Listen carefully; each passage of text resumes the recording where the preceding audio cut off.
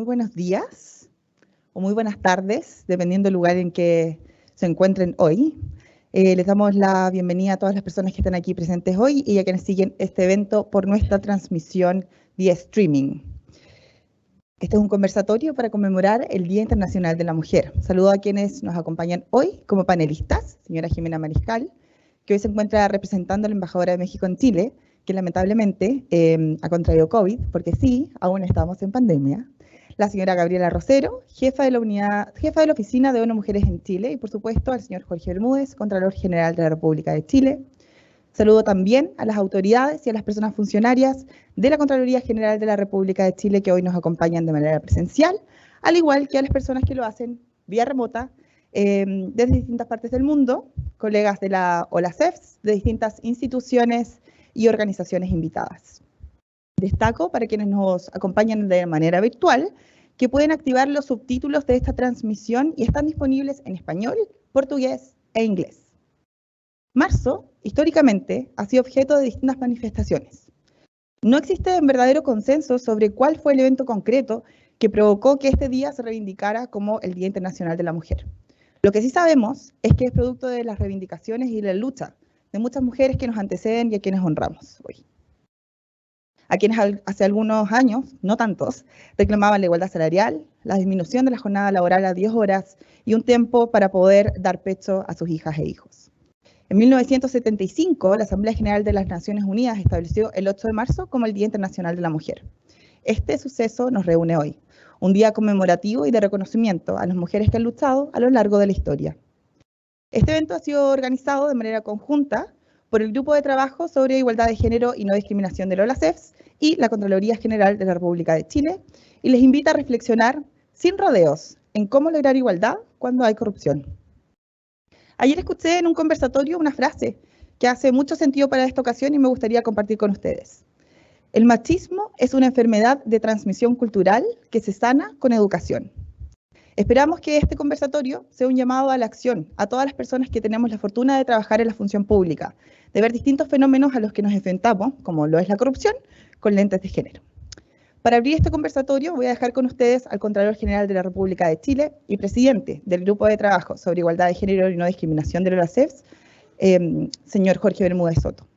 El Contralor Bermúdez es abogado de la Pontificia Universidad Católica de Valparaíso, doctor y máster en Derecho de distintas universidades europeas. Y desde el 17 de diciembre de 2015 se desempeña como Contralor General de la República y, como les adelantaba, eso implica que hoy es presidente del Grupo de Trabajo sobre Igualdad de Género y No Discriminación desde su elección en septiembre del año 2020. Contralor.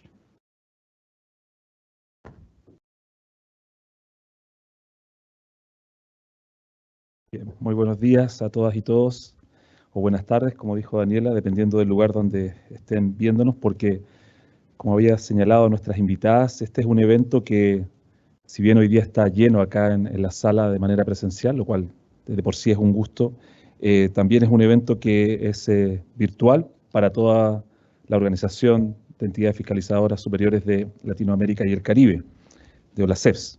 Por eso el impacto y la audiencia es mucho mayor a la que hoy día está acá de manera presencial.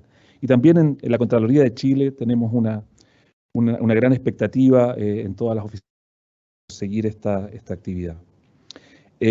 Para mí es un real gusto poder conmemorar este día. Este es un día de conmemoración del Día Internacional de la Mujer. No es un día de celebración, sino que es un día para recordar, tal como dijo Daniela, que este ha sido un camino arduo en avanzar hacia la equidad y la igualdad de género entre hombres y mujeres, en que no exista discriminación. Y eso, cuando uno lo ve desde la perspectiva de lo que hace la Contraloría, cobra más fuerza, porque como vamos a ver a partir del conversatorio, la desigualdad de género también se manifiesta en los efectos de la corrupción y cómo la corrupción repercute mucho más fuertemente respecto de ciertos grupos y en particular respecto de las mujeres.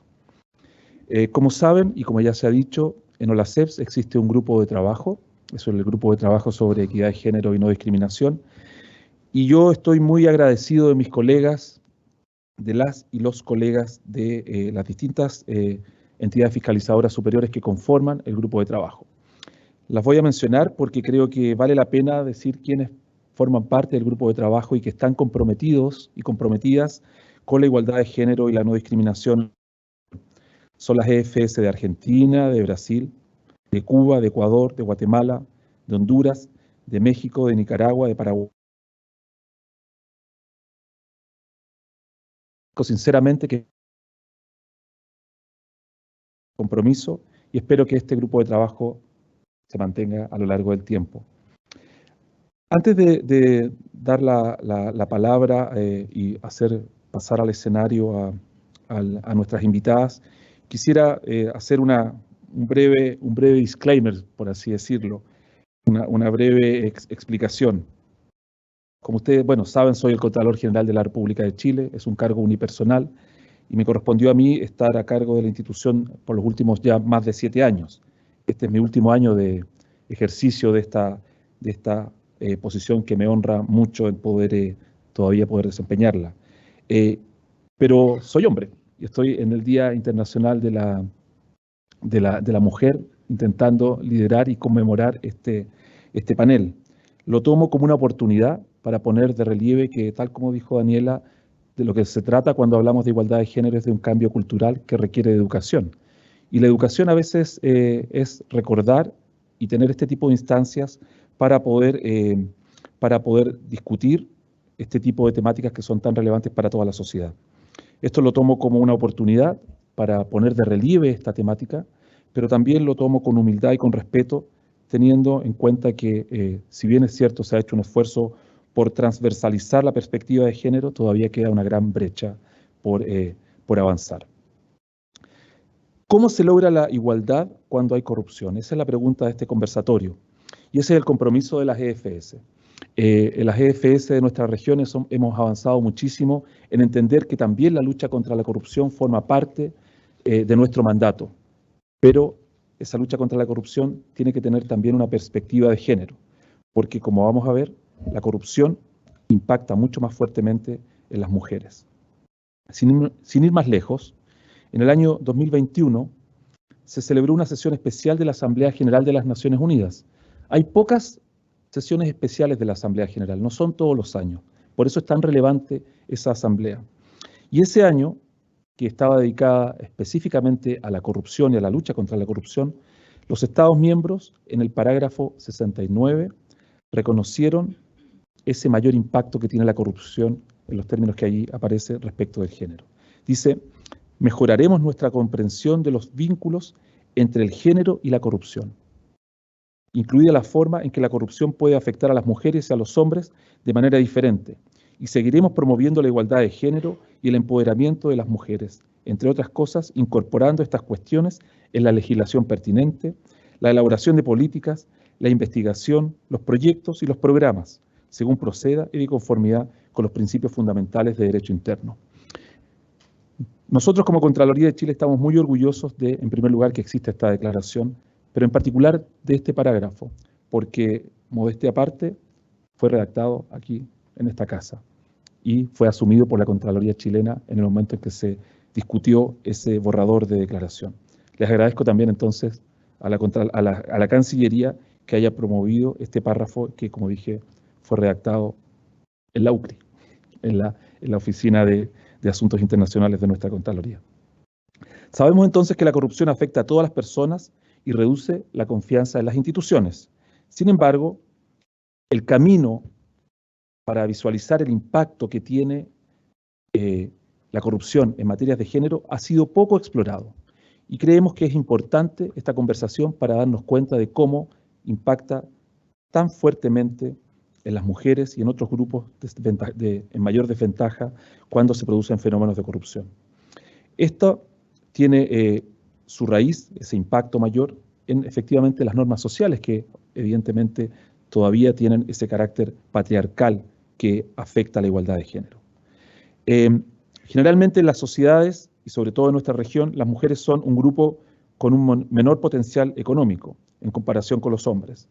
Y por lo mismo son las encargadas, o producto de eso son las encargadas de, por ejemplo, asumir las labores de cuidado de otras personas, de los niños menores, de las niñas, o incluso de los adultos mayores o de personas enfermas, personas que están dependientes.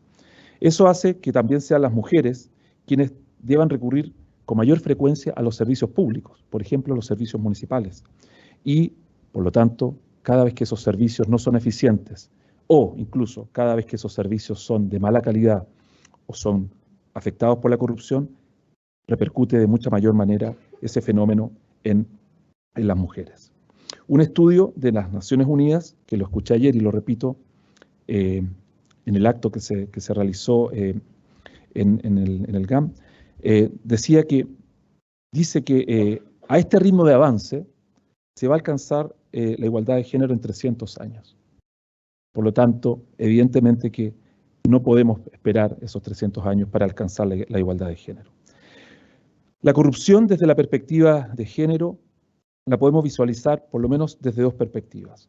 Por un lado, la gran corrupción. Como ustedes saben, la gran corrupción es la que involucra grandes programas, grandes sumas de dinero manejados normalmente desde los gobiernos centrales.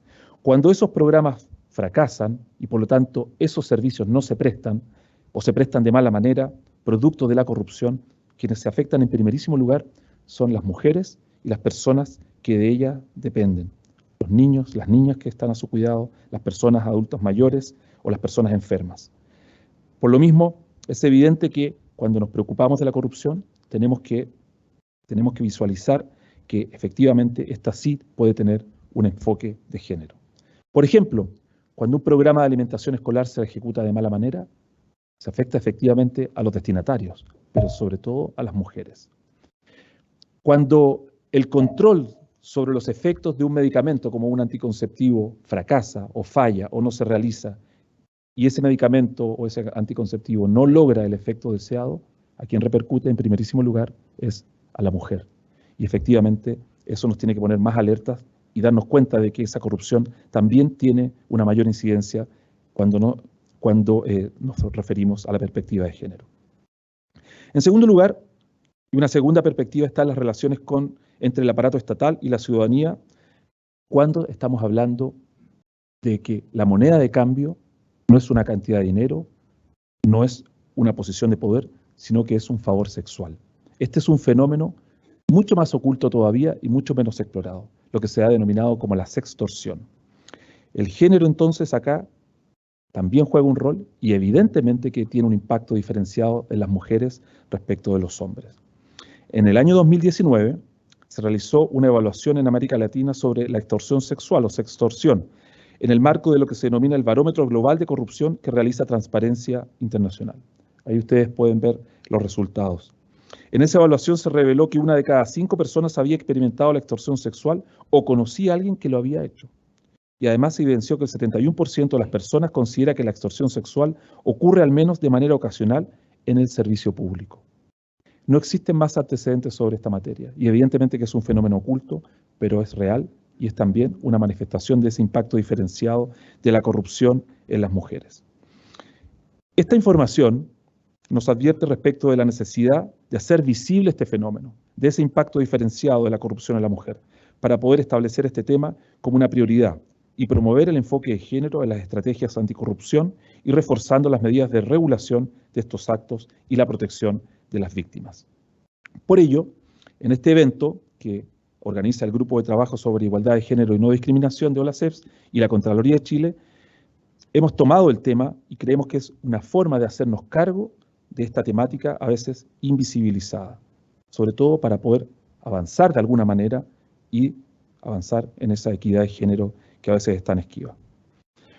Debemos alinear nuestro compromiso con los Objetivos de Desarrollo Sostenible. Ese ha sido un sello de esta gestión.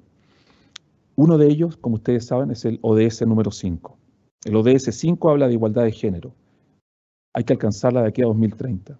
Parece que esa meta es un poco difícil, sobre todo producto de los efectos de la pandemia que tuvo la igualdad de género. Por eso es necesario adoptar medidas urgentes para eliminar esas causas profundas de discriminación y que siguen restringiendo la plenitud de los potenciales desarrollos de los derechos de las mujeres en la esfera pública y también en la privada. Bueno, hasta aquí llego.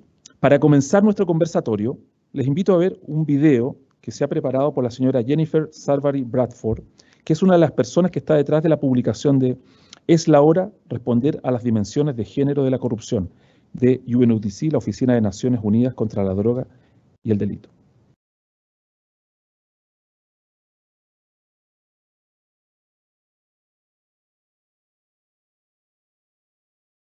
Las dimensiones de género de la corrupción tienen muchos matices, son multidimensionales y complejas.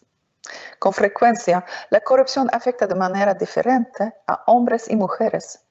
En muchas sociedades, las mujeres siguen cargando de manera desproporcionada con responsabilidades relacionadas con el hogar y la familia. A menudo la corrupción socava el acceso a los servicios públicos, de los cuales las mujeres dependen en mayor medida debido a sus necesidades de salud reproductiva. Otra manifestación es la corrupción sexual, en la que se pida a una persona, mujer o hombre, que pague un soborno no en efectivo, sino mediante favores sexuales o actos de naturaleza sexual para obtener acceso a la atención médica o a los servicios públicos, por ejemplo. Otros perjuicios pueden ser igualmente graves.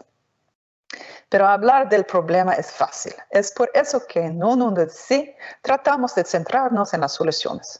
Aquí es donde podemos destacar cómo la igualdad de género y la lucha contra la corrupción pueden reforzarse mutuamente.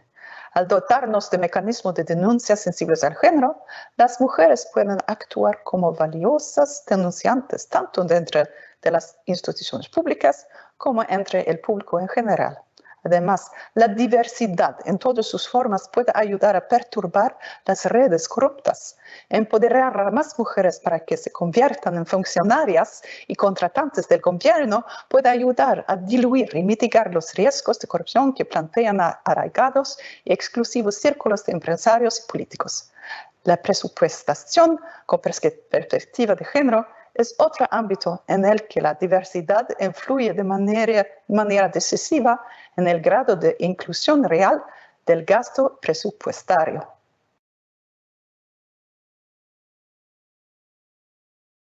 De este tema, voy a darle entonces el paso y invito a pasar al escenario a nuestras invitadas. En primer lugar, a la señora Gabriela Rosero, quien es economista de Ecuador. Ella tiene una vasta experiencia en estas materias y, de hecho, dentro de su currículum quiero destacar que fue ministra de Desarrollo Social de Ecuador y hoy día es la jefa de la oficina de ONU Mujeres en nuestro país. Así que, Gabriela, muchas gracias.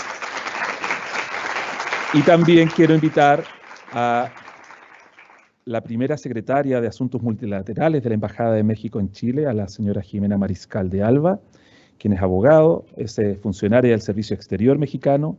Ella, por favor, pasa adelante, Jimena. Ella tiene una vasta experiencia en materia de género también. De hecho, se desempeñó como representante de México ante la OEA en materia de género y también tuvo un desempeño como coordinadora de asuntos internacionales del Instituto Nacional de las Mujeres en México.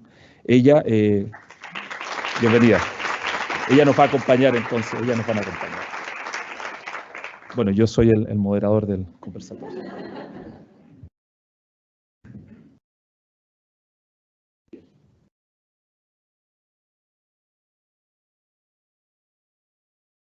Bien. Como ustedes saben, estos conversatorios tienen la modalidad de poder hacer una pregunta detonadora y después ir escuchando las opiniones de cada una de nuestras expositoras, pero también esperamos poder contar con la participación de ustedes, del público, tanto presente aquí en la sala como el público que nos sigue a través del streaming, porque a través de Mentimeter ustedes van a ver ahí un código que permite poder participar y responder una primera pregunta que aparece allí, que dice: ¿es evidente el vínculo entre corrupción y género?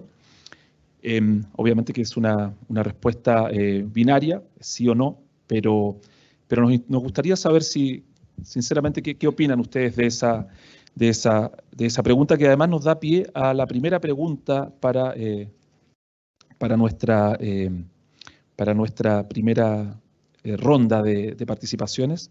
Quisiera preguntarle a Gabriela algo relacionado con eso. ¿Cuál es la relación entre género y corrupción? ¿Tú ves alguna relación o no, o en realidad es una cosa neutra? Muchísimas gracias, Jorge, en primer lugar, por estar aquí. Gracias a ustedes también por permitirse también estar en este espacio. Permíteme reconocer lo que se está haciendo desde la Contraloría chilena, porque son temas que muchas veces no queremos hablarlos o evitamos hablarlos. Entonces yo quiero poner en valor que este es un tema del que cada vez más hombres y mujeres en cualquier lugar, en cualquier nivel que estemos, debemos realmente hablar sobre esto. Para responder a tu pregunta, sí y claramente sí. ¿Por qué? Yo lo pondría como entendiendo a la corrupción como un fenómeno, ¿sí?, con características complejas de determinarlo, refleja la sociedad, es parte también de una arista de reflexión sobre la sociedad en la que estamos, de la sociedad en donde vivimos.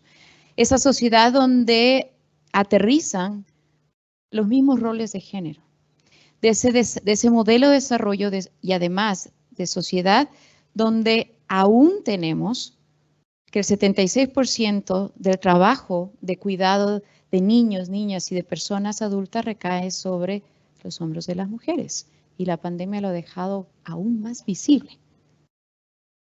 También de esa sociedad en donde sabemos que a pesar de que las mujeres han podido avanzar en su representación, todavía nos falta mucho más. Todavía nos falta estar en espacios de poder. Pero también de esa sociedad, y como bien señalabas tú y el video lo acogía bien, está dictada por normas sociales y culturales que todavía hay que seguir rompiendo, estereotipos que hay que seguir rompiendo. Entonces yo te diría sí, pero además introduciendo sobre este análisis dos elementos que creo que son importantes. O sea, creo que hay muchos estudios en la región que reflejan cuánto como sociedad dejamos de perder por la corrupción cuando hablamos de malversación de fondos, cuando hablamos de tráfico de influencias, cuando hablamos de enriquecimiento ilícito, porque sabemos que son recursos que se pudieron haber orientado para políticas públicas y en este caso políticas públicas que permitan andar, mejor dicho, reducir las brechas de género. Pero también, no solamente en ese espacio, sino también cómo la corrupción vividas desde la sociedad, desde la interrelación, también pone a la mujer en muchas ocasiones en espacios de vulnerabilidad cuando vamos, por ejemplo, a un servicio público o requerimos del servicio público. Un tercer elemento, y tal vez con esto solamente para provocar, pero creo que a más del análisis que hemos hecho en los antecedentes, de vernos a las mujeres como usuarias de los servicios públicos, ¿por qué no hablamos también de las mujeres como funcionarias públicas, como servidoras públicas? Y los procesos, lo he vivido durante mis más de 25 años como funcionaria pública anteriormente, cómo también somos vulnerables cuando nos ofrecen o cuando peleamos por un cargo. Y un tercer elemento de las mujeres en los espacios de toma de decisiones, en esos espacios donde también se negocia la corrupción. Te lo dejo a manera de provocación.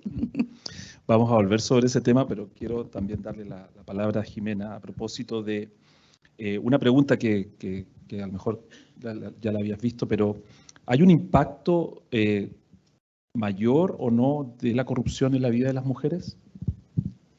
Bueno, buenos días, casi buenas tardes a todos y todas. Y primero quiero agradecer al Contralor General por la invitación a la Embajada, a Daniela por la organización del evento y también disculpar a la embajadora Alicia Bárcena que ya iba a estar aquí con nosotros y que por causas de fuerza mayor no lo está, pero que esperamos que este sea el inicio de una conversación que seguiremos teniendo. Es muy importante visibilizar el tema. Es importante para la Embajada de México, para la embajadora y vamos a seguir platicando. Quiero también saludar a todos los que están aquí presentes y virtualmente a todas las instancias fiscalizadoras de la región, en especial a los y las funcionarias de la Auditoría Superior de la Federación de México y a su titular.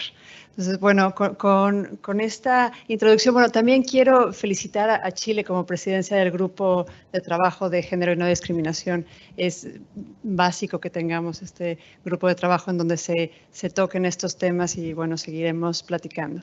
Ahora, sobre esta primera pregunta, quiero destacar 3 elementos en particular. El primero es que cuando hablamos de corrupción y género, también tendemos a pensar si las mujeres y los hombres son o menos corruptos. O sea, si ahí tendría que haber alguna conversación. Y no hay datos suficientes que nos indiquen que las mujeres o los hombres son más o menos corruptos dependiendo del género. Hay un estudio de PNUD del 2021 que retoma a algunos autores diciendo que cuando las mujeres están en posiciones de toma de decisiones hay una mejor gobernanza, lo cual no quiere decir que sean menos corruptas, pero sí hay una mejor gobernanza. De eso sí estamos seguros. Y ese es otro tema del que valdría la pena hablar. No hay suficientes estudios, no hay datos desagregados en las encuestas sobre la percepción de corrupción, y creo que es un punto que podríamos tocar también más adelante como parte de las recomendaciones. Pero bueno, justo como decía Gabriela, sí podemos demostrar que a una sociedad más incluyente, una sociedad que tiene a más mujeres en puestos de tomas de decisiones, es una sociedad menos corrupta, es una sociedad más transparente y que previene la corrupción. Ese es el segundo elemento. Y tercero, que como lo dijeron también en la introducción, sí hay una afectación diferenciada de los actos de corrupción para las mujeres y los hombres. En el informe del Secretario General de las Naciones Unidas de nuestra Agenda en Común se habla sobre este impacto diferenciado, y es desde que las mujeres tienen que acceder o tienen que solicitar con más frecuencia servicios de salud, de educación, de agua, para ellas mismas o para las personas a las que ellas cuidan, porque como lo dijeron, las mujeres son las cuidadoras de las familias y de la sociedad. Y son más vulnerables a tener que pagar sobornos, a tener que responder a actos de corrupción para acceder a estos servicios. Y son las mujeres, no solo las mujeres, sino las mujeres que sufren de discriminación múltiple, las mujeres más pobres, las mujeres indígenas, las mujeres afrodescendientes, las que tienen estos efectos más duros de la corrupción sobre ellas mismas y sus vidas. Quisiera decir que a veces voy a decir algo que parece un poco contraintuitivo, pero a veces la corrupción es inevitable. ¿En qué sentido? Que esa mujer que necesita de un determinado servicio público, vamos a pensar un servicio de salud, probablemente va a hacer lo que sea por tener el servicio, por ejemplo, para su hijo o hija, ¿no? Entonces ahí la corrupción se torna inevitable y por lo tanto el efecto diferenciado de la corrupción se va a notar mucho más cuando se trata de una mujer. Eso yo creo que, claro, a veces nosotros desde Chile tenemos como una especie de arrogancia al decir que no, yo nunca he pagado una coima, no, yo nunca he tenido que sobornar a un oficial o a un policía, pero también háganse la misma pregunta cuando han estado en otros países viajando y han tenido que ir por una carretera y el policía les pide la coima. Y ahí entonces uno se da cuenta de que la corrupción ahí es inevitable. O sea, para poder avanzar o para poder salir del problema, la corrupción fue inevitable. Yo creo que eso, sinceramente a mí no me ha pasado, pero sí he escuchado a colegas que les ha pasado y eso es así. Entonces, creo que cuando la corrupción es inevitable porque ya está tan enquistada en el sistema público, hace imposible poder escapar de ese círculo vicioso, y en este caso a la mujer le hace imposible escapar del círculo vicioso. Y después de ese comentario, quisiera volver un poco a lo que tú dijiste, Gabriela, a propósito de mujeres en situación o círculos de poder.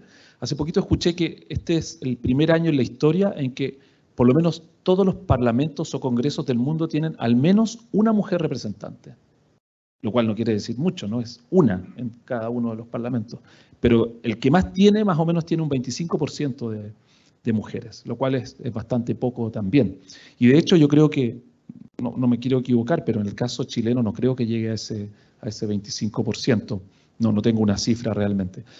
Entonces, esta es una pregunta que no está acá preparada, pero sí creo que es importante que uno se refiera a ese tema a partir de la experiencia que ustedes tienen, que es el fenómeno del techo de cristal o el techo de vidrio.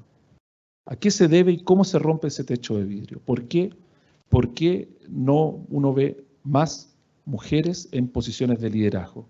Yo, obviamente que uno puede lucubrar y saber cuáles son las respuestas, pero ustedes que están acá sentadas y que a lo mejor uno podría decir, bueno, tú fuiste ministra, no puedes decir que fuiste afectada por el techo de cristal. ¿Por qué no todas avanzaron en la misma progresión? Bueno, es una pregunta bastante, o sea, puedo desarrollar desde las oportunidades para ser más positiva que pesimista, pero yo te diría que son varios los elementos. Yo creo que, y tal vez contextualizándolo en lo que es la misma carrera profesional de las mujeres y en este espacio en el que estamos hablando más vinculado a los ministerios y a los servicios públicos. Creo que dentro de los elementos importantes que detienen en muchas ocasiones el avance de las mujeres en esa carrera tiene que ver también con la igualdad de oportunidades para concursos transparentes, para concursos en donde las reglas de juego estén fijadas sobre la mesa, para concursos en donde también se valoren esas habilidades diferenciadas que tenemos como mujeres, pero que adicionalmente se consideren que durante la vida misma de las mujeres tenemos también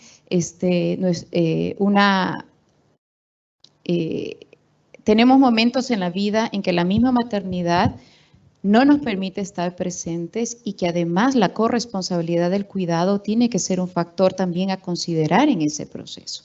Yo creo que ahí hay causas estructurales que, una vez más, como dije en la anterior intervención, tienen que ver con el modelo de sociedad y desarrollo que tenemos, que aún carga en las mujeres el cuidado de los niños y niñas, y eso cómo afecta su carrera. En segundo lugar, creo que en más estamos viendo que hay mujeres que pueden avanzar, pero no necesariamente llegan a los espacios de toma de decisiones. Y ahí quiero vincularlo con la idea anterior sobre corrupción. Y creo que voy a ser muy directa en esto.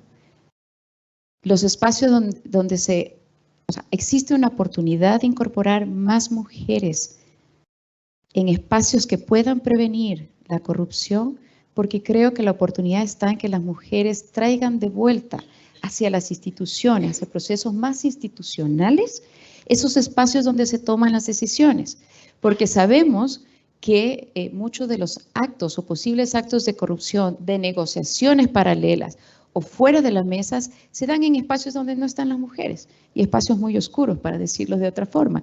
No estamos ahí presentes. Entonces, ¿cómo traemos esas discusiones también a espacios más institucionales? ¿Sí? Cuando hablamos de procesos de negociación de proyectos, cuando hablamos de procesos en donde se toman las decisiones sobre qué tipo de política pública, basadas en información, en data desagregada, pero además también con todas las herramientas que tiene el servicio público para proponer una determinada política. Entonces también, por eso te digo, creo que ahí hay una oportunidad también que mientras más mujeres podamos estar en esos espacios donde exista mayor diversidad, también eso le hace bien a la sociedad y le hace bien a las instituciones. Y creo que eso también contribuye a reducir evidentemente ese margen en el cual la corrupción se puede dar. Coincido con Jimena y ese estudio del PNUD específicamente lo menciona. Sí, no necesariamente podemos decir que las mujeres podamos ser más honestas o no que los hombres, pero sí creo que en ese espacio institucional, con las reglas del juego sobre la mesa, puede ser más transparente la toma de decisiones. Gracias.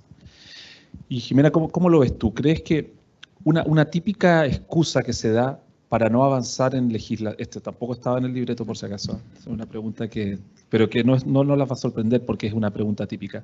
Una típica explicación que se da para no avanzar en leyes que favorezcan la igualdad, por ejemplo, una ley que dijese, vamos a obligar al padre a tomarse el postnatal, de manera de favorecer o no perjudicar tanto la carrera de la mujer madre trabajadora.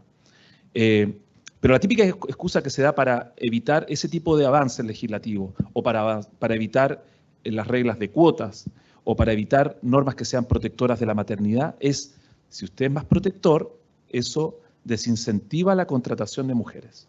Y por lo tanto, para no tener que aplicar esas normas, voy a tratar de no contratar mujeres. Entonces, ¿cómo lo ves tú? ¿No es también esa una manifestación de como, no sé, de machismo, o no es una manifestación de no entender el fenómeno cultural, o no entender la riqueza que tienen las organizaciones cuando son más diversas, por ejemplo, cuando en los espacios de decisión también son más equitativos? Sí, bueno, gracias y totalmente. Y aquí me quiero referir a las nuevas reformas en México de hace un par de años que hablan de paridad en todo. En México, en el Poder Ejecutivo, en el Poder Legislativo y en el Poder Judicial, tenemos paridad a nivel constitucional.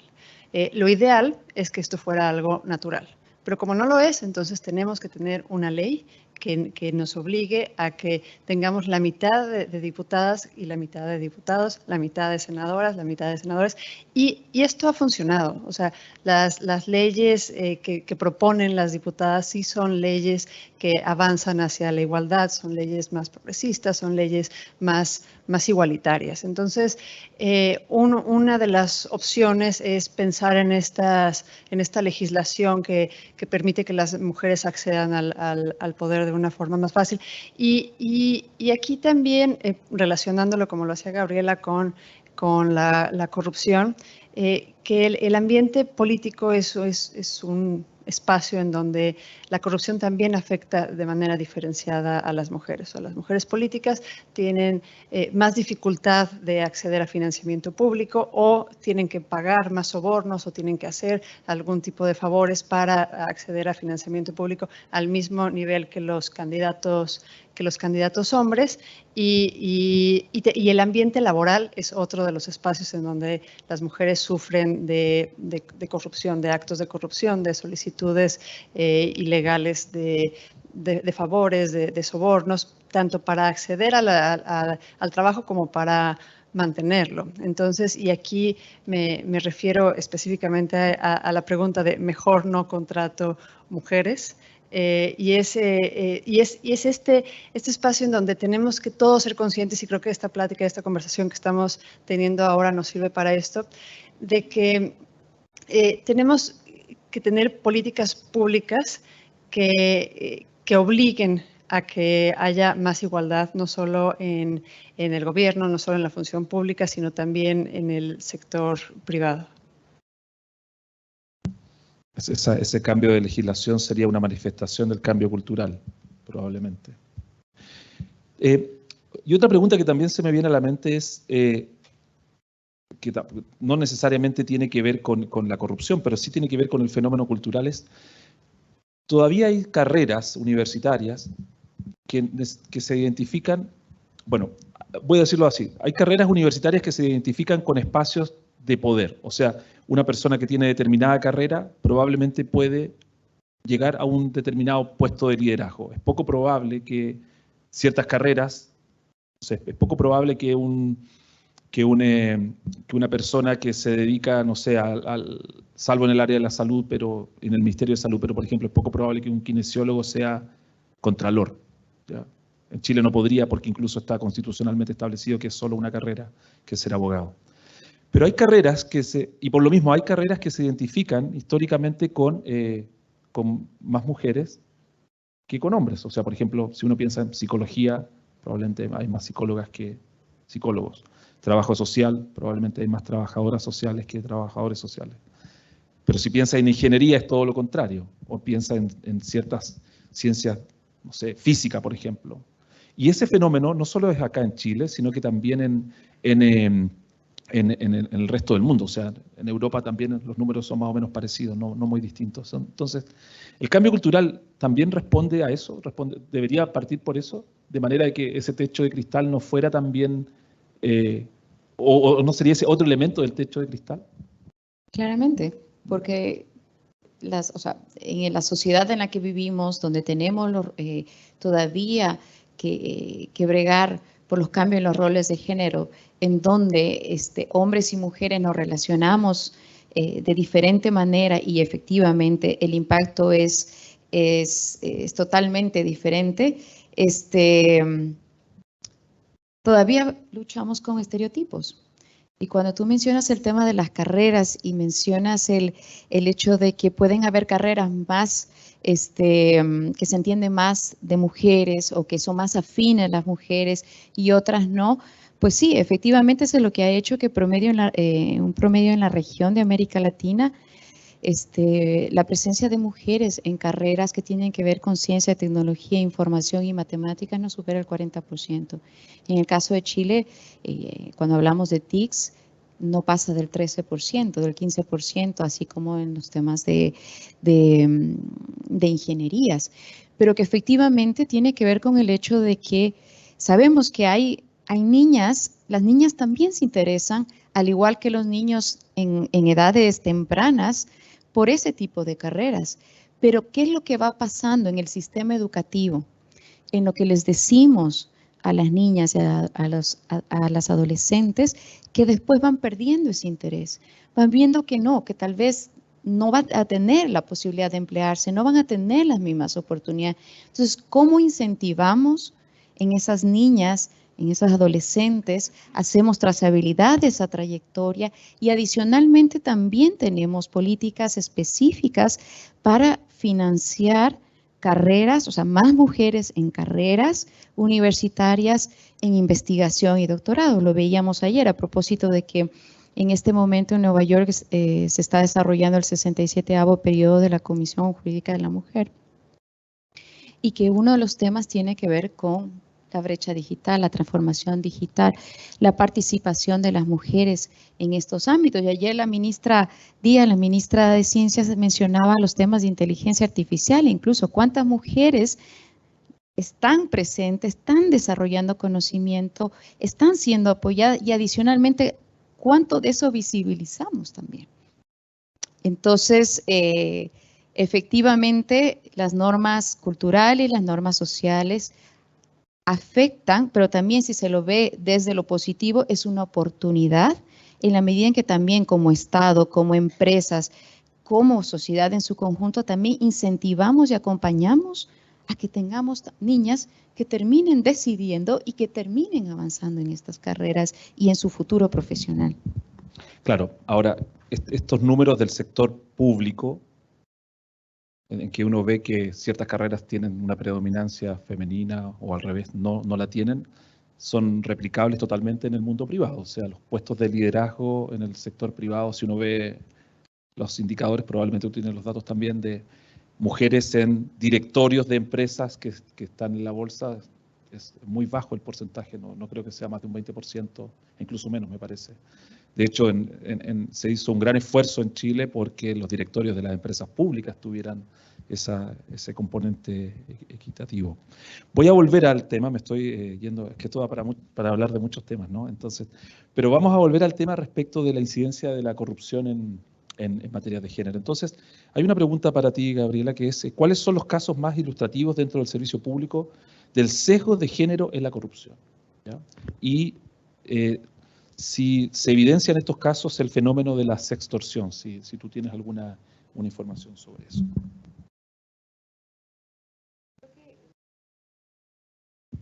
Que uno de los indicadores ya lo mostraron en el video que viene de este estudio que hizo Transparencia Internacional y el Barómetro para 18 países en América Latina. O sea, que nos cuenta cómo 1 de 5 personas ha experimentado extorsión sexual o conoce a alguien que ha experimentado. Claramente, la utilización del cuerpo o de los cuerpos como mecanismo de recompensa por un servicio es algo que aún todavía, o sea, existe, se está dando, pero que aún nos falta todavía a nivel normativo tipificarlo. Por ejemplo, sé que Chile ha hecho un avance importante de cara a poder contar con una ley para tipificar la sextorsión.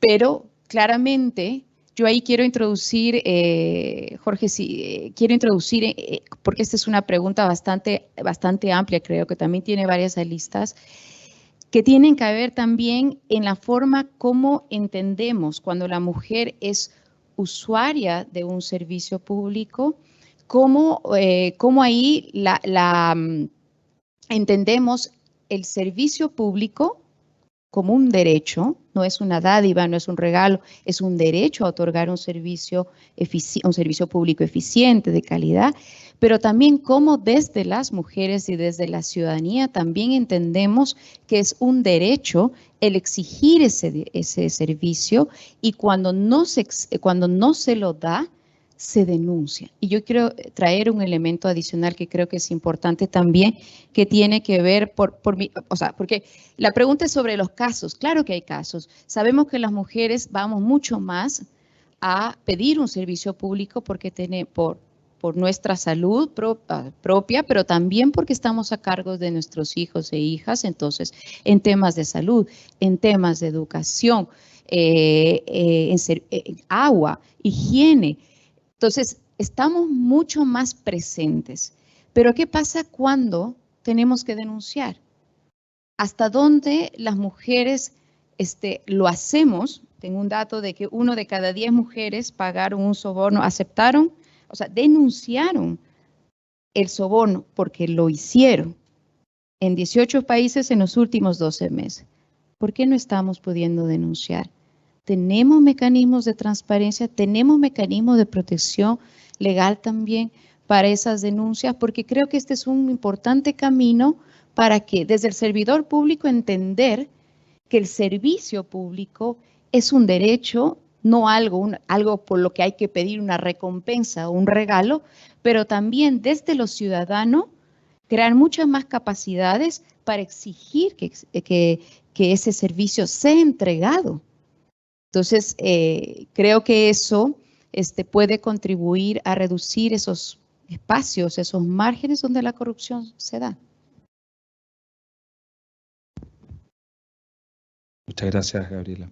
Bueno, efectivamente, son derechos. El servicio público no es una dádiva, no es un beneficio, es un derecho al que tiene que poder aspirar el ciudadano y la ciudadana, ¿no? Y eso, claro, si no denuncia el acto de corrupción, en general no se denuncian los actos de corrupción, pero pareciera que en el caso del enfoque, cuando uno lo ve desde la perspectiva de género, es peor todavía la situación de la falta de denuncia.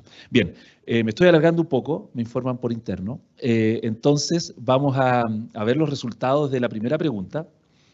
La primera pregunta de nuestro Mentimeter, que dice, si se puede proyectar, sería genial, para ver cómo nos fue y hacer un breve comentario.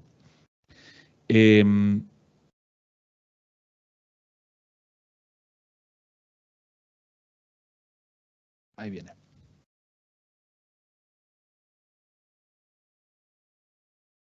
Ya. Entonces la pregunta decía, ¿es evidente el vínculo entre corrupción y género? Y un 76... No son porcentajes, son personas que respondieron. 76 personas dicen que sí, 38 dicen que no, y 15 que no saben, de 129 que respondieron. ¿Qué te parece, Jimena, esta tendencia? Bueno, me parece que comprueba de lo que hemos estado hablando, que no tenemos datos suficientes, de que no se habla lo suficiente del tema, que necesitamos más informes, más información, más datos desagregados que para comprobar este efecto diferenciado que tiene la corrupción en hombres y mujeres. De acuerdo. Sí. Si tenemos que hablar al micrófono para que nos escuchen. Sí, no, totalmente de acuerdo. Claramente hay un vínculo. Hay un vínculo, hay una mayor vulnerabilidad porque lo vivimos mucho más. Estamos enfrentadas al día a día a vivirlo y, como te digo, la posibilidad de que existan mecanismos de denuncia y exigibilidad de derecho puede ayudar a que más mujeres nos sintamos seguras de denunciarlo y podamos gozar de ese derecho también. Claro. Bueno, en muchos países existen mecanismos de protección al denunciante, incluso protección al denunciante en materia de corrupción. En Chile todavía no tenemos ese mecanismo. Hay un proyecto de ley que ha estado un poco lento en su tramitación, pero nos dicen que saldría próximamente. Eso nos informaron desde el Congreso. Bueno, vamos a ir a otra pregunta ahora para Mentimeter también. la vamos a proyectar porque vamos a pasar a la segunda ronda y final de este conversatorio. Ahí va a aparecer proyectada.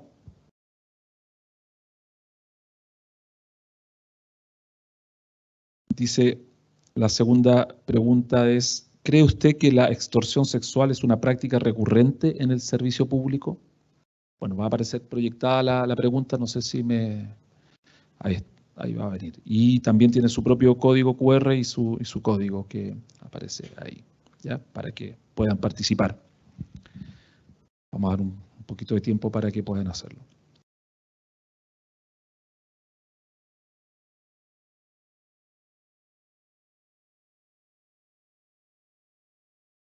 ¿Ya? ¿Pudieron escanear? O si no, pueden entrar a la página mentimeter.com y el código es el 3539-2532. No, no es ese, es el que aparece ahí. Hay una disparidad aquí. Ese está actualizado, el que están mirando.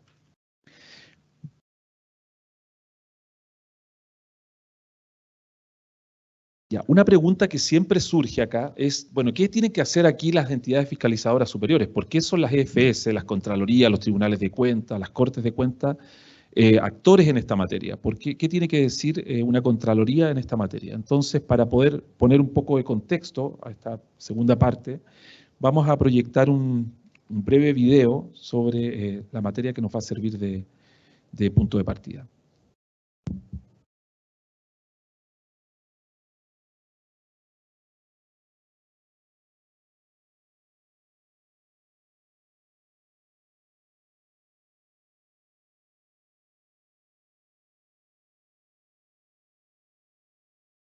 Las entidades fiscalizadoras superiores tienen un papel clave en la lucha contra la corrupción y sus dimensiones de género al exigir más transparencia, rendición de cuentas e integridad en el sector público. Considere la posibilidad de auditar la aplicación de la política de igualdad de género de su país o de evaluar la prevalencia de las denuncias bajo la política de acoso sexual. Mediante la recopilación de datos concretos, las entidades fiscalizadoras superiores pueden ayudar a orientar sobre cómo reforzar las políticas y leyes anticorrupción.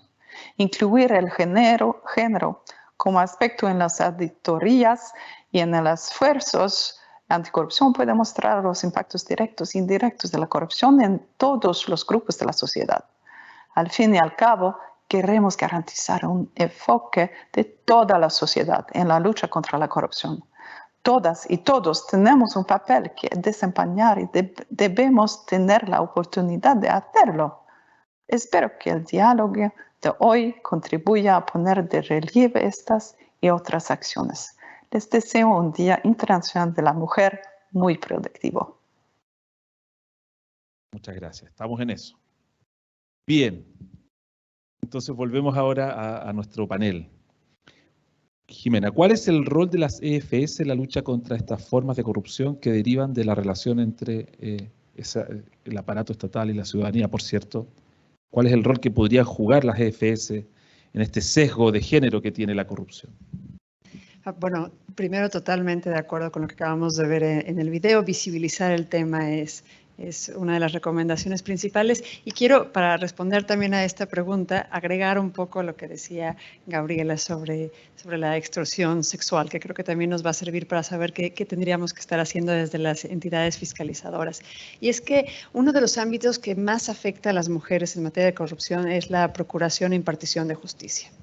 Es un ámbito central y aquí traigo unas cifras que las quería decir aunque no estaba en la pregunta, pero me parecen dramáticas, que en México las denuncias que se realizan por abuso sexual, solo 5 de cada 100 denuncias, y eso las que se denuncian, porque como decía Gabriela, no son actos que se denuncien comúnmente, solo 5 de cada 100 llega a una sentencia condenatoria. Entonces el 95% de los casos de abuso sexual quedan impunes. Y en casos de hostigamiento sexual o de intimidación es todavía más grave.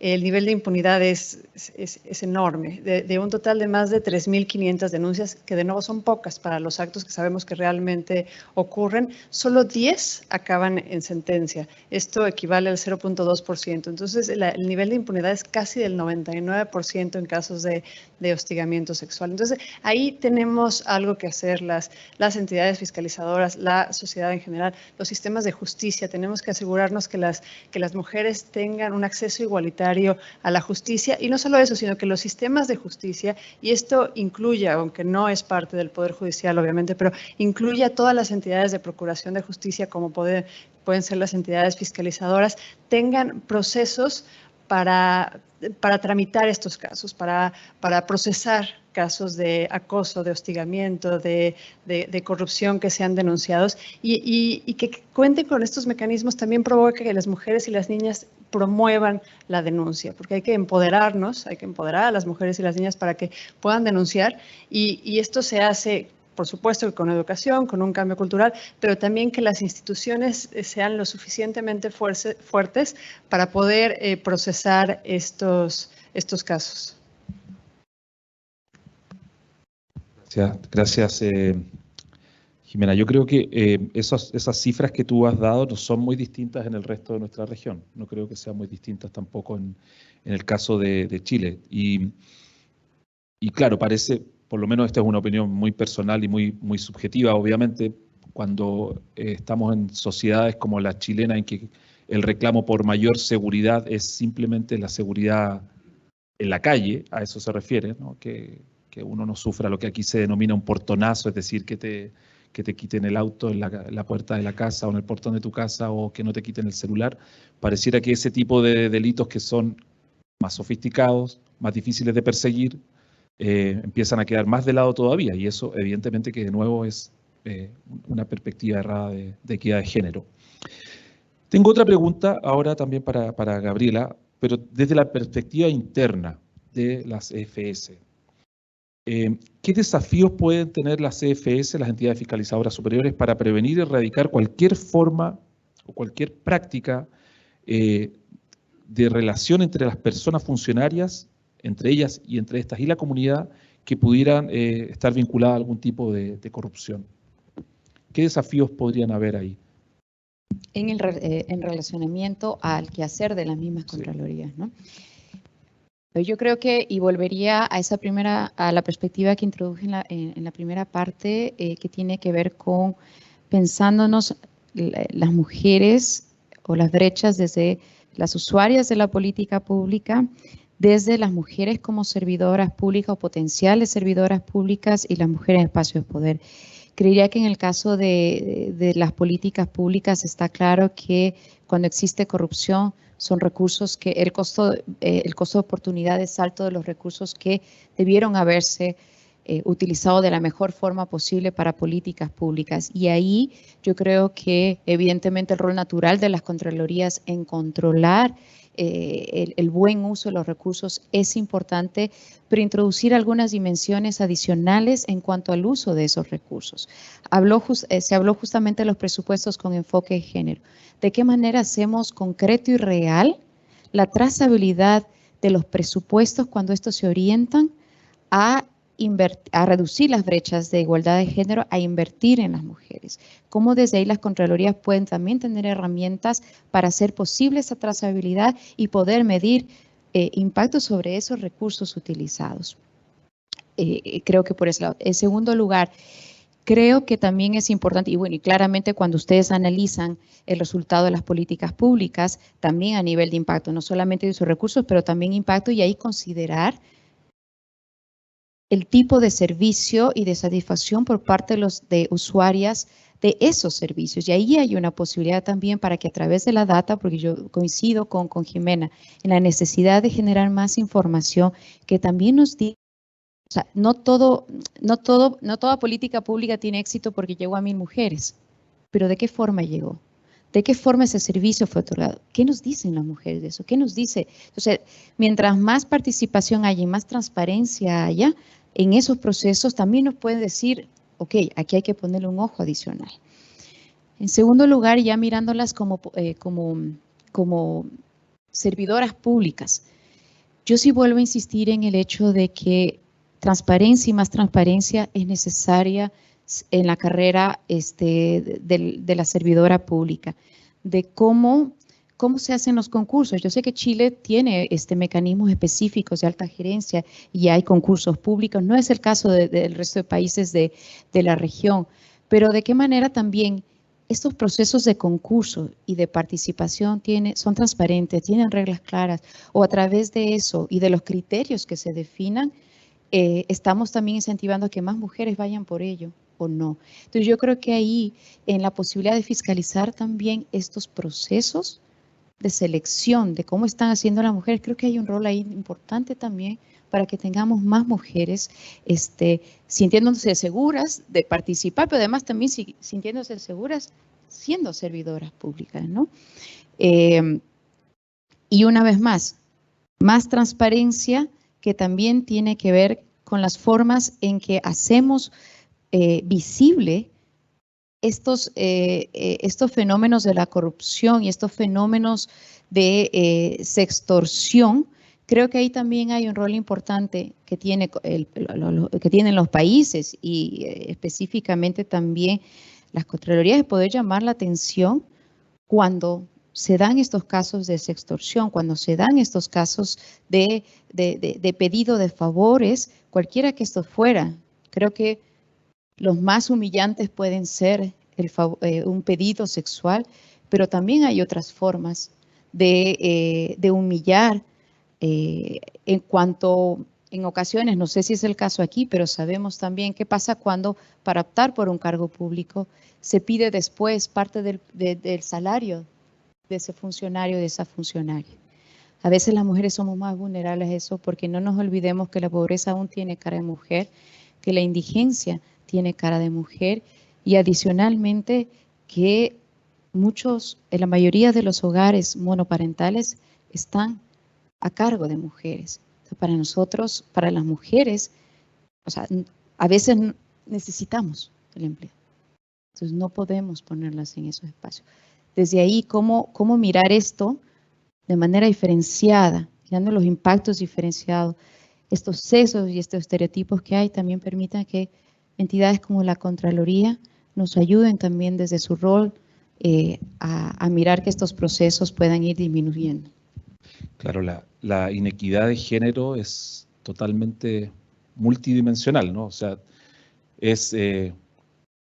son mujeres que son más golpeadas por la pobreza, son más golpeadas por la discriminación, incluso la xenofobia, que eso uno también lo va viendo, son más golpeadas por la precarización del trabajo, son más golpeadas por la corrupción, y así sucesivamente. Entonces es una mezcla muy, muy, muy perversa y muy difícil de poder superar. Nosotros en la Contraloría nos sentimos muy orgullosos en el sentido de mostrar siempre que somos una institución equitativa e igualitaria. De hecho, bueno, como estamos regidos por un estatuto y una escala de sueldos, no hay brecha de sueldo entre hombres y mujeres. Y de hecho, si uno mira el promedio, es un poquito mayor lo que ganan las mujeres. Pero es solo un promedio, porque siempre en estas cosas uno tiene que hacer ese doble clic para ver si efectivamente uno está avanzando bien o no. Y yo creo que, por ejemplo, no sé, en los cargos más superiores, estoy pensando, por ejemplo, a nivel de contralores regionales y contraloras regionales, tenemos, yo diría que como 2/3, 1/3 de contralores versus contraloras regionales. Y eso es básicamente, yo creo, por este fenómeno multidimensional en que para una mujer, que muchas veces también es ella la que es jefa de hogar, incluso aunque sea una profesional, es ella la jefa de hogar, le cuesta mucho más moverse a una región para poder asumir ese cargo de liderazgo regional, de contralora regional. A diferencia de un hombre en que muchas veces es, ok, yo voy a sacrificar mi carrera, entonces tú puedes progresar y tú puedes ser contralor regional. Eso pasa mucho y por lo tanto uno tiene hartas razones para estar orgulloso como institución, pero también hay hartas cosas que como institución y como sociedad todavía tenemos que hacer. Hay otra pregunta que quisiera hacerte a ti, Jimena. ¿Tú visualizas algunos mecanismos internos que deberían tener las EFS, las entidades fiscalizadoras superiores, para poder transversalizar la perspectiva de género, para poder hacer visible la perspectiva de género y también eventualmente para poder evitar que haya corrupción con sesgo de género? Sí, bueno, creo que puedo hablar como de 3 recomendaciones.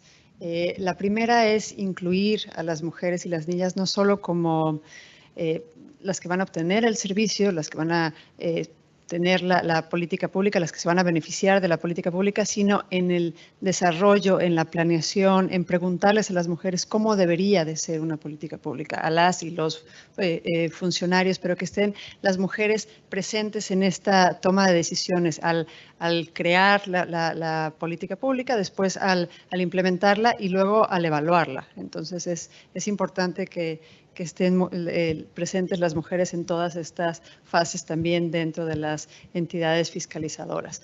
Otra recomendación es la cooperación, o sea, cooperación entre las propias entidades fiscalizadoras, un intercambio de experiencias y buenas prácticas, que eso es lo que estamos haciendo ahora y que eso es lo que se hace desde el grupo de trabajo de género, que me parece admirable. O sea, ver qué están haciendo en otros lados para que esto funcione y para que podamos avanzar verdaderamente hacia la igualdad. Y finalmente, no olvidar que la erradicación de la corrupción es parte de la Agenda de Desarrollo Sostenible, es parte de la Agenda 2030 y que sin igualdad no hay desarrollo.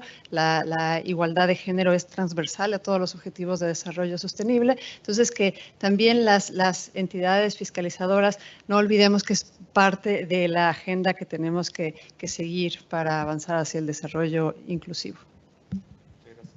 Gracias, Jimena, y sobre todo por la estructuración de la respuesta. Siempre 3 cosas quedan mejor grabadas que cuando son 2 o son más de 3. Deberíamos entonces tener una política. Nosotros, en el contexto del trabajo, elaboramos una política.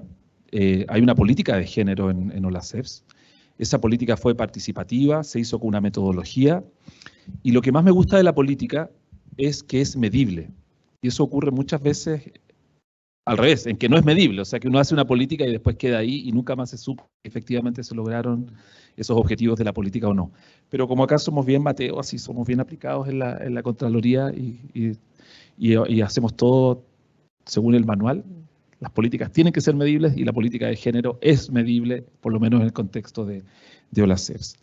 Y quiero voy a hacer un comentario personal a propósito de lo que tú dijiste de los objetivos de desarrollo sostenible, de la Agenda 2030, que a lo mejor no sabes, pero nosotros acá en la Contraloría lo tenemos acá a fuego, porque tenemos todos los años actividades relacionadas con los ODS, y de hecho todas las auditorías, por ejemplo, si miras esta carpeta, todas las auditorías que hacemos está vinculada a algún ODS, y bueno, están presentes los ODS, pero... Y aquí, y te miro a ti también, Gabriela, cuando pienso, te voy a manifestar mi pensamiento. Cada vez veo más oposición de personajes públicos a los ODS. Como que fuera una ideología, como que fuera un sesgo ideológico el tema de los ODS. Eso me parece increíble. O sea, yo digo, el ODS 1, fin a la pobreza. Perdón, ¿hay alguien que pueda estar en contra de eso? Hambre cero, ¿alguien está en contra de eso? Instituciones sólidas. ¿Alguien puede decir eso no está bien? O bueno, o el ODS 5, que es obviamente el que ilumina toda esta actividad. Entonces, yo no sé por qué ocurre eso. ¿Qué está pasando con los ODS? Perdona que me salga de esto, pero ¿qué ocurre? Yo creo que más allá del contexto chileno, que evidentemente es particular, creo que, o sea, a ver, esta es una agenda en un espacio multilateral, es una agenda que fue votada, decidida, construida desde los estados. O sea, los estados planteándose un horizonte, una agenda mínima de desarrollo, porque a veces en los países también lo que pasa en América Latina es que muchos de los países dicen, bueno, pero muchos de esos indicadores, muchos de esos objetivos, de alguna manera ya los hemos cumplido. Bueno, puede ser un mínimo, pero sabemos que por lo menos es el mínimo común que queremos como países y como mundo. O sea, es un horizonte. Y en ese sentido creo que también tiene que ver con el defender ese espacio multilateral en donde los países están presentes, en donde los organismos internacionales están presentes, la sociedad civil, el mismo sector privado, para contribuir de una forma conjunta, con alianzas, visibilizando alianzas y además movilizando recursos por esos objetivos. Son completos. El desarrollo es multidimensional. No solamente necesitamos de uno, necesitamos de todos y todas en eso. Entonces, es una agenda además colectiva, ¿sí? Una agenda participativa. Entonces, y además nos pone sobre la mesa la importancia de esos espacios, como digo, multilaterales, en donde sabemos que evidentemente, incluso en procesos de paz, esos son los espacios con los que tenemos y disponemos. Exacto. Bueno, por eso es tan importante el multilateralismo, ¿no? Bien, tenemos las respuestas de la segunda pregunta. Ahí nosotros las estamos viendo acá, pero las van a proyectar para ustedes también. A ver si nuestras panelistas quieren hacer algún comentario. Dice, ¿cree usted que la extorsión sexual es una práctica recurrente en el servicio público? Y dice, casos aislados, muy recurrente, no existe. Pareciera que son casos aislados. Esa es la perspectiva mayoritaria de los que participaron en el caso de esta pregunta. No sé si les merece algún comentario. Sí, bueno, creo que volvemos al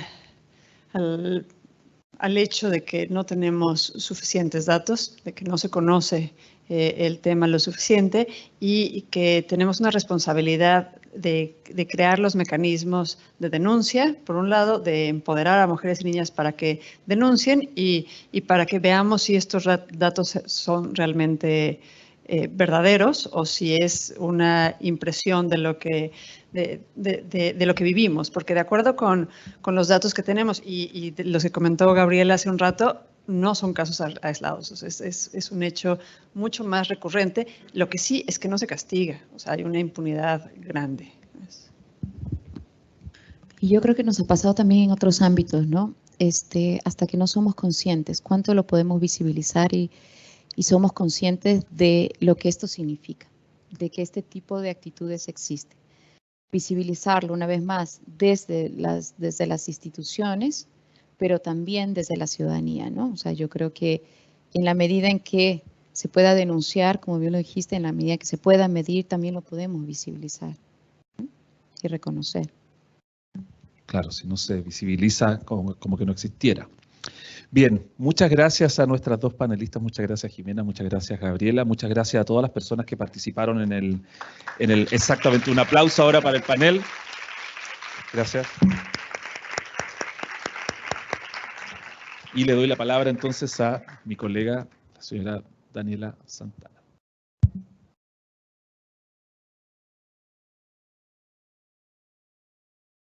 Ya viene, ahí sí. Muchas gracias, Contralor. Agradecemos a la Embajada de México en Chile, a través de Jimena, a la jefa de la Oficina de ONU Mujeres en Chile, la señora Rosero.